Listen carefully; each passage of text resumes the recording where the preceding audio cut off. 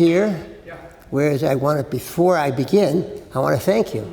I want to thank you for a beautiful program of 9 different speakers, one of which I'm privileged to be. And the truth is that you're the one who puts it together. So thank you very, very much on behalf of all the people here and who are still coming and believe whatever it is, but you've done a beautiful thing for here and for this. Okay. I am going to distribute an Asher Yatzar card. An Asher Yatzar card, after speaking to the posik who I deal with, Reb Shmuel Wiener from Zichron Nosson Tzvi, who said that the plastic is considered a kisui echad. So if a person puts it in his pocket, he can even go into the bathroom with it. But on the Asher Yatzar, on the other side, is Alamichya and brain of horses. And the concept, the reason I'm giving it out is here we are in 3 weeks. We want to do everything possible to bring the Geula. Of course, listen, we know Asher Yatzar and brain of horses and Alamichya Baal Peh, and we know all of it. But if we can become more medactic in this particular small way, they say, how does one eat an elephant? Bite by bite. Well, we have a situation for the last couple of thousands of years, which is similar to that, and we're all biting away. And Baruch Hashem, the Geula, the Ikvus, the Geula is here, and in Yitzhak Hashem, this will be one of the things that we want to do. When it's more than just saying the bracha, we are developing, we are reinforcing an attitude of gratitude. I want to thank Lior, by the way, for distributing these things. Thank you very much. Hold on to them because there may be others coming in too, so you can hold on. Thank you very, very much.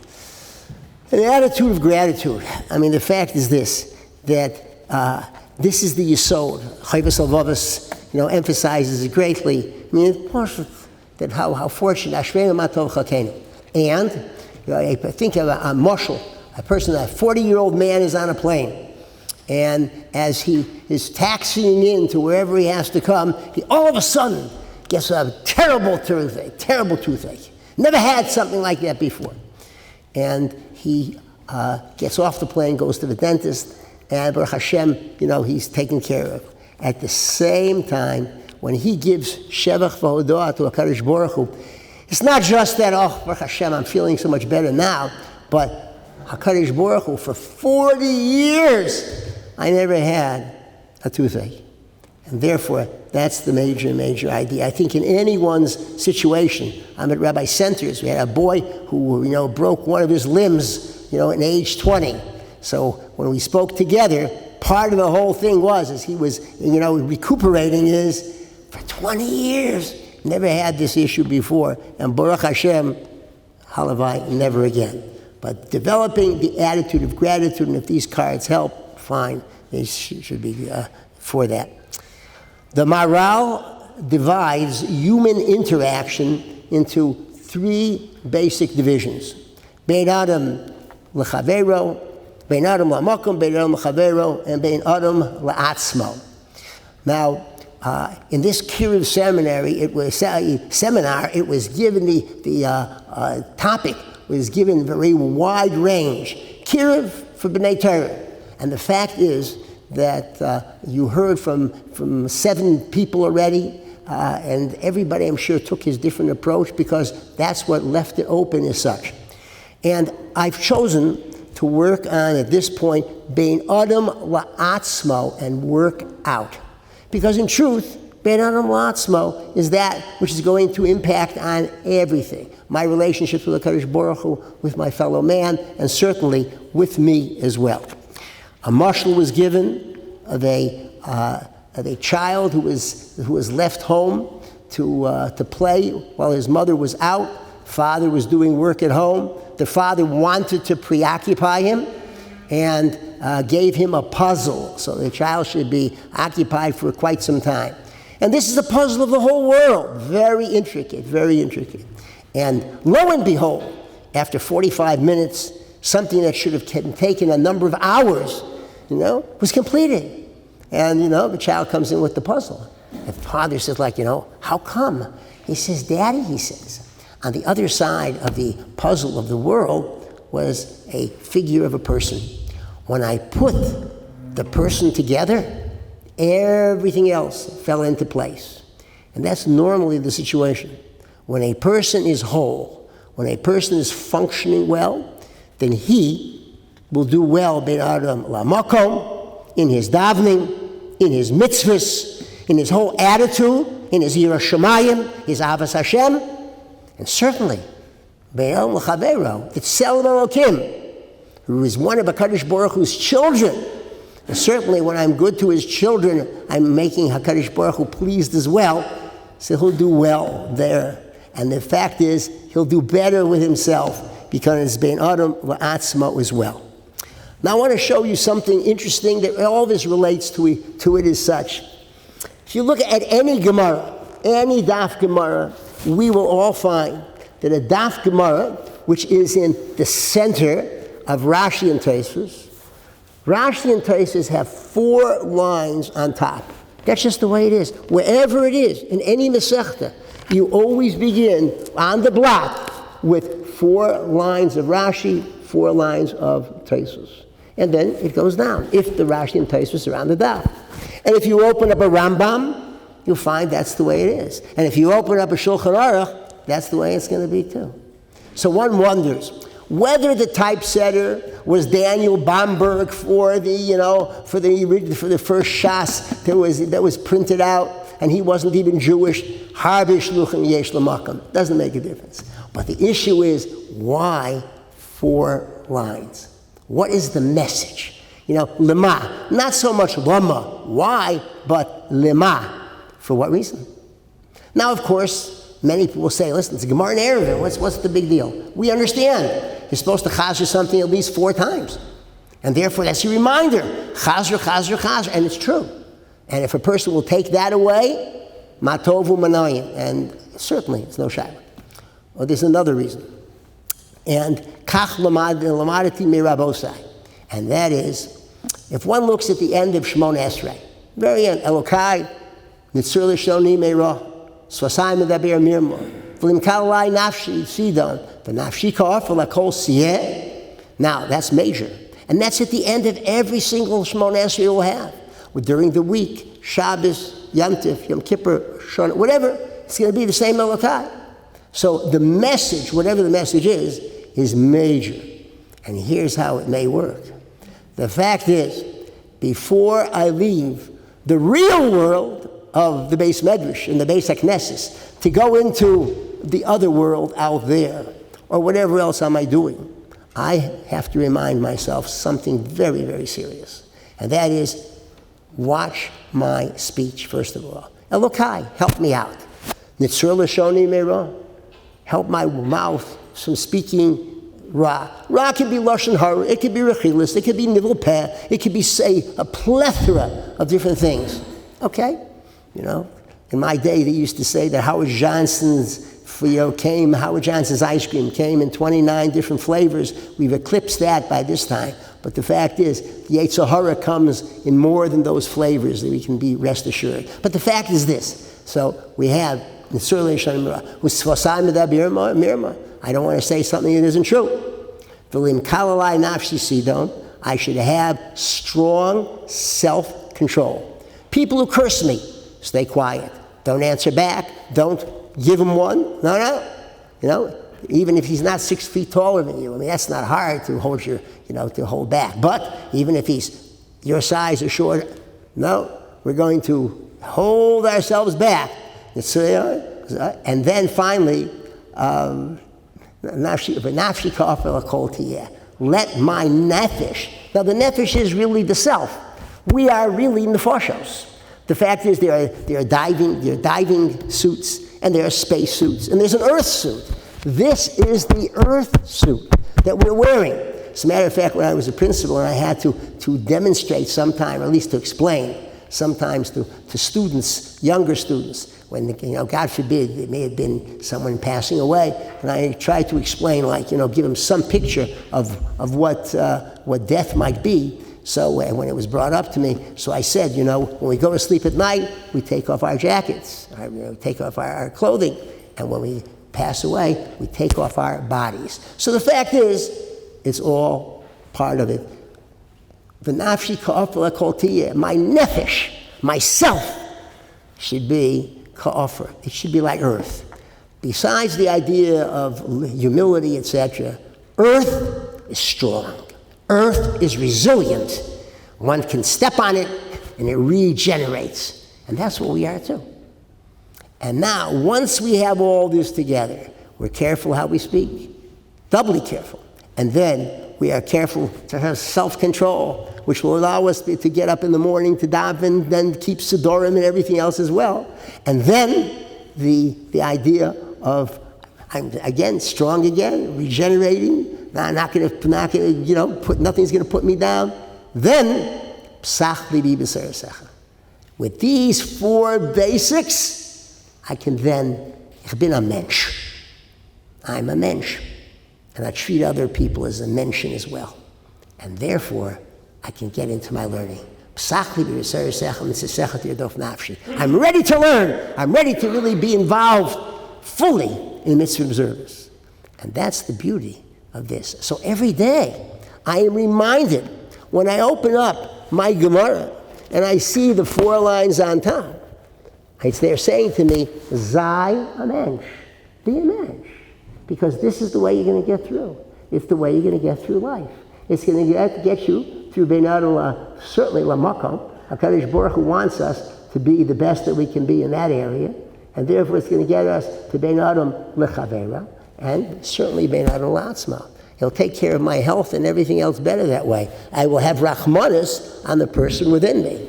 It works spousally. It works with children. It works in business and works in every way. When a person is a mensch, he can be able to do wonderful, wonderful, wonderful things. Baruch Hashem. And that's what we're working on all the time. Rav Yaakov Weinberg, Zechet Tzadik Livracha, my Rosh Yeshiva in Baltimore, he once brought us together, and Reb David, you may have been there too at the time, and he asked us a question. He says, what would you want to be? What would you like to be? So, I'd like to be a businessman. I would like to be a Rosh Yeshiva. I would like to be a Rebbe. I would like to be a doctor. I want to be a lawyer. I said, we went down to line. Everyone has something else. And Rav Weinberg shook his head and he said, I understand, he said, but that's what you want to do. I asked you what you want to be. It made a fantastic impact on me at the time. Wow. Anyway, it offered me a certain vision that I have used throughout life in understanding that there is a great distinction between what I want to be and what I want to do. And I was a principal before I came to Eretz Israel. When I left my position, did I, poof, he's not a principal anymore. He doesn't exist anymore. It's not true. Because I am what I am. And what the aggregate of all the, mistakes and all the other things I've made during my life, that's what the sum total is right now. But the fact is that it's not what we do, but it's, who I want to be. And I want to be the best Ben Torah that I could be. And that gave us clarity of vision to be able, I'm sure many of my chaverim as well, to go forward in relationships with people and be able to go many, many, many of them in chinuch. That's one of the things, Baruch Hashem. And how fortunate, Ashreinu, Matol Chalkeinu. Now, this approach from Rav Weinberg gave us, at least gives me a meaning in what happens at the chasna.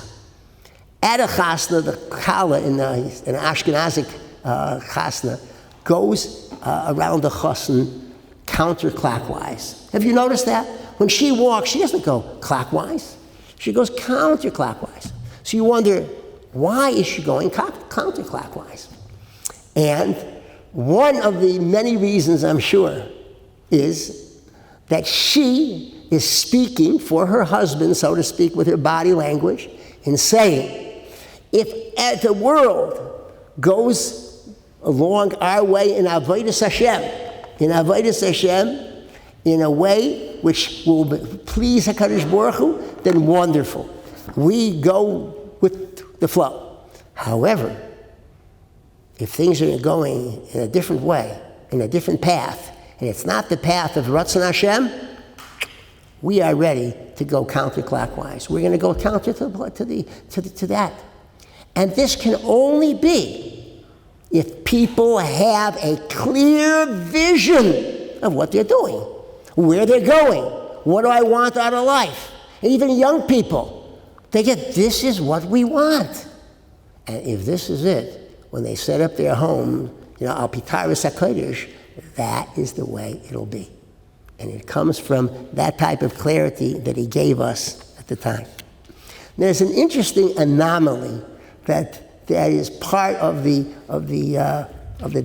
davening, which we see and maybe haven't necessarily picked up on, and that is that the interesting piece, the Matov Aleha Yaakov, Mishkanosecha Yisrael, is found. These are the words of who's Bilam. First of all, that's interesting in itself. Could anybody imagine putting Haman's words in the siddur? Even worse, not only because of the period of time, but could a person see putting, Hitler Yamach Shemo's name in the siddur? And not only that, but where did he put it? Where would you put it? I would put it in the front, before Adon Olam, and before Yigdal, and before Birchas HaShachar. Can you imagine such a thing? How does this happen? So, first of all, why is it there in the first place? And second of all, why so prominently? Why so early? If you were saying, I'm forced to do it for various reasons, so put it at the end, but not at the very, very beginning. That's the question that came up. Many Meforshim. So I heard of Mordechai Kamenetsky, a nephew of Yaakov Kamenetsky, Zecher Tzadik Livracha, who posited the following. And it relates to everything that we're doing, in what we are and how we're doing it. And he said the following. Let me start with the first one first. And that is, why are his words, of all persons' words, in the siddur? And why did Bilam say this? How did he come to say Matov? Of course Hashem put these words in his mouth, but what was it that made the impression that this was ready to go from here? And we knew that he stood up on the mountaintop, unbeknownst to anybody, and he's watching the Jewish people. And he very reluctantly saw something that made a positive impression upon him. And that was that the tents were not facing each other. They maintained a certain modesty, a certain privacy, a certain mind-your-own-business type situation where people didn't look into other people's tents. And therefore, that's something that he was not at all, familiar with from where he lived. Okay. The next thing is that he then gave a blessing to the people. But we see an interesting thing. If a Bilam who hated the Jews with an animus which was unparalleled, if he could feel a feeling of appreciation for what they're doing, other people who didn't have that hatred, and certainly Jewish people who see somebody doing something right, that would make a positive impression on them. Okay? So this is the reason, says Rav Mordechai, why Bilam's Bilam's words are placed in the siddur. For us to be able to see the impact that we can make on others, first of all. And what that does for us, it reminds us to be on our A game very early in the morning. And that's why it's placed early in the siddur. Of course we could place it somewhere else, but we want b'davka early on in the morning for us to be aware that when we start out the day, better than anywhere than at home with our spouses, our children, our neighbors, the people in shul, the people in business, the people in base medrash, the people wherever they may be, that we are making impressions, and most of the time unbeknownst to us, that people are looking. They see how we talk and how we walk and how we drive and how we interact with other people in the supermarket, in the base medrash, in the wherever it is. and they come away with impressions. And therefore, we are all involved, all of us, in impacting on people, and if Bilam can even be impacted upon, achas kama v'kama, other people. We have tremendous, tremendous power. You know, in Atlanta, it used to be interesting. I used to ask the parents at meetings sometimes, the first meeting of the year, how many of you were teachers? How many of you were mashpiyim? Very few hands went up. I could have maybe, before this introduction, I could have perhaps asked you as well, how many teachers, how many rebbeim, how many mashpiyim? Well, the truth is we all are. All of us are mashpiyim. And that's it. Because we make impressions upon people, and you know what I'm talking about. There are people for the good, just a halavai, who have come away because of their relationships with you and are better people. And many of them are observant today who might not even have been observant before. I want to tell you a meiser, shahoya kachaya. I was 14 years old at the time. I was a boy in Hartford, Connecticut. And a young man from yeshiva, his name was Mendel Bernstein. Mendel Bernstein came, he's a student from Hartford. He was in Ner Yisrael. So he came for Shabbos and he spoke at Shalosh Shudas. My father-in-law, Shalom, was in the at the Shalosh Shudas, and he was very impressed with this young man, really. He was a beautiful speaker. And a short while later, when I said, I'd like to go to Ner Yisrael instead of another closer yeshiva, so he gave me permission. And without a doubt, the catalyst to that was what he saw with Mendel Bernstein, who was just doing his thing. Wasn't interested, wasn't looking to impress or to do anything else, but just being who he was made the difference. So I went to Ner Yisrael. Well, I will tell you that as a student again, I started to take boys to visit the yeshiva as an older student. I graduated, and I was at that time I was in Ner Yisrael, right? And I went, and I used to take boys from Hartford, Connecticut to visit the yeshiva. One of the boys that I took was Rabbi Breidowitz. So wow, you figure, Baruch Hashem, how each and every single one of us could, be able to, touch situations far, far, far beyond our wildest imaginations. Now, 50 years ago, I was the Hillel advisor at Trinity College. And it was a small college, very small. And we had a kosher dining club there. And very few students attended. And one day, I was speaking to one of the girls. Her name was Debbie. And I said, Deb, how come more of the students don't come to the kosher, eating club and dining club? And she didn't come either. But I wanted to engage her in conversation. I figured, maybe, I could do it. I said, is it because it's not in the center of the camp? It's more campus, is more to the end. Now, the truth is, it's such a small campus, you could traverse it very, very quickly. So she looked at me with eyes that said, oh, you poor fellow, you just don't get it. And she said to me, Rabbi Rosenbaum, if you want to get there, it's not too far. Well, I heard that, and it made a major, major impression on me. We completed our conversation. I'd like to tell you that she's now a Rosh Yeshiva's wife somewhere, but I can't do that. I don't know where she is. However, I started singing that on the way home, so I shouldn't forget it. If you want to get there, it's not too far. If you want to get there, it's not too far. And I drove home and went upstairs. If you want to get there, it's not. My wife, Alala Shalom, said, Kalmen, what's doing? And I explained the whole thing to her. And from that point on, I used that slogan, if you want to get there, it's not too far, for many, many things. And I gave it over to other people too. And the fact is, it became a motif for so many different people, and a motivator as well, to just reach for the stars, because it's all possible. It's all possible. And I want you to know, from that school, Trinity College, Some of the students graduated, went on to Eretz Israel. They're here now in Eretz Israel.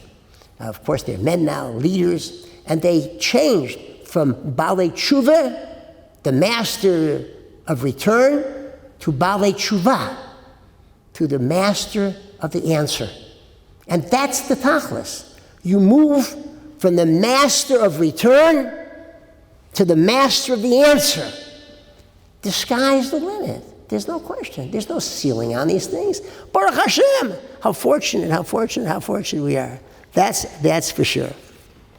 Now, I want to tell you, it goes even further. I'm not personally involved in this story, but at Rensselaer,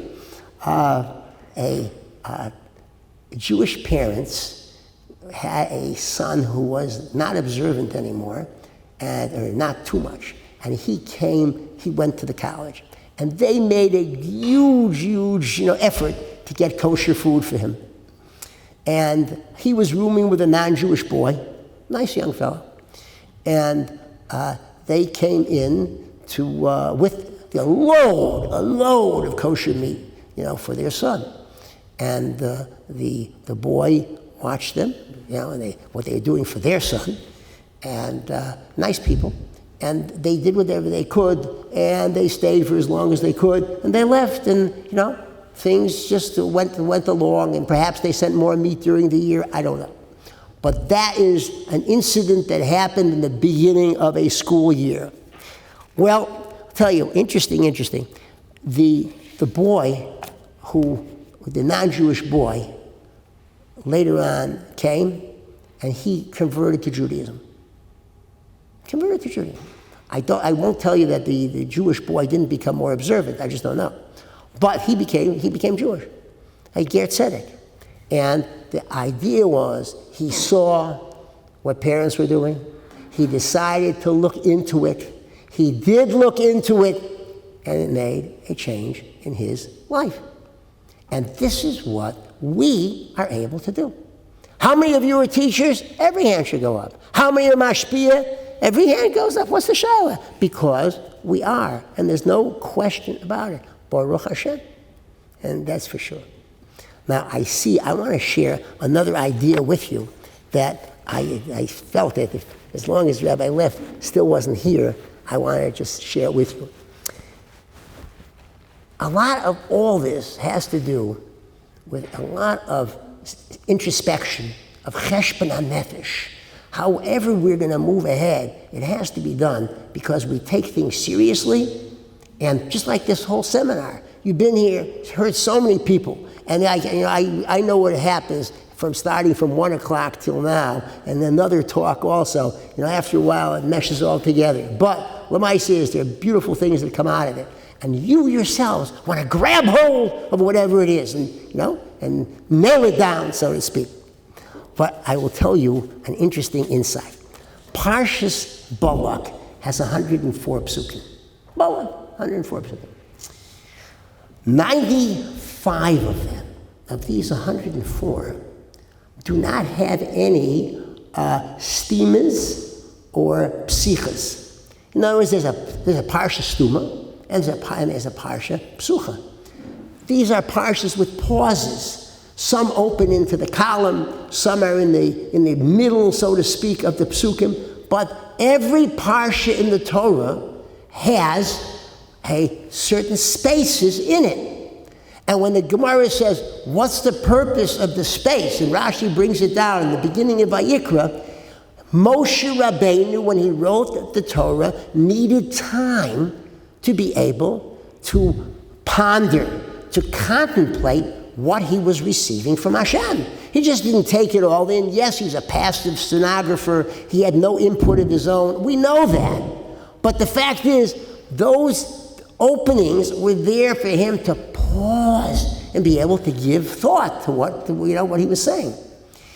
And the message from Hashem. In Parshas Balak, for 95 psukim, there's no pause whatsoever. The Chafetz Chaim makes a beautiful observation. He says, look at this man.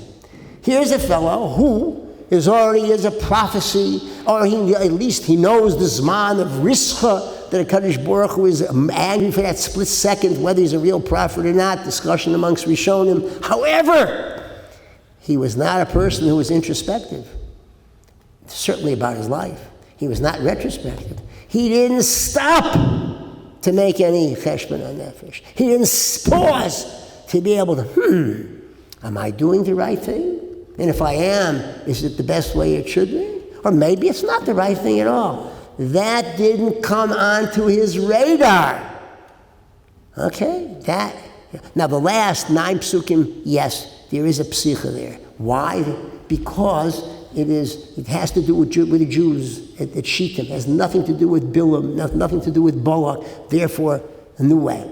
And we Jews are people who do make cheshbon and nefesh, who do ponder, who do consider, who do think, those are Baruch Hashem, we're the learners of Mesilas Yesharim, who emphasizes this, throughout and throughout.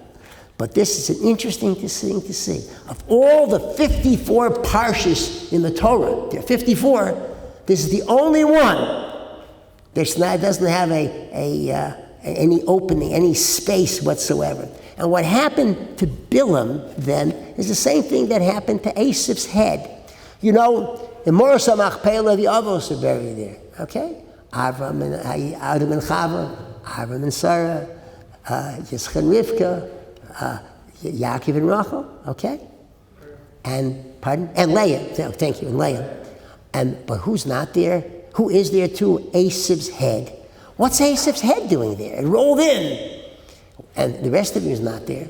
The head had beautiful ideas from the home of Yitzchak and Rivka, but never went into the rest of him. It never was digested. There was no internalization of what he, of what he had learned.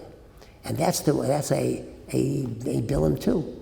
A lot of information, a lot of experience, but not really giving it really consideration of how it might change him as a person. And Baruch Hashem, Ashreinu Ma Tov Chalkeinu. So at this point, we stand before HaKadosh Baruch Hu on the end of the Tainus, and we say, Hashivenu Hashem Elecha B'Nashuva Chadei Shemenu Kikedim.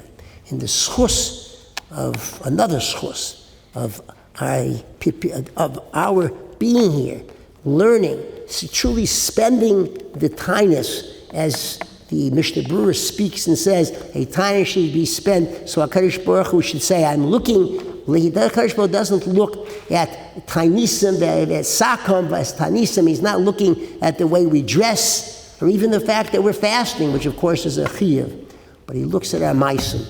And Ashreichem, that you did the right thing on such a day such as this. Thank you very much.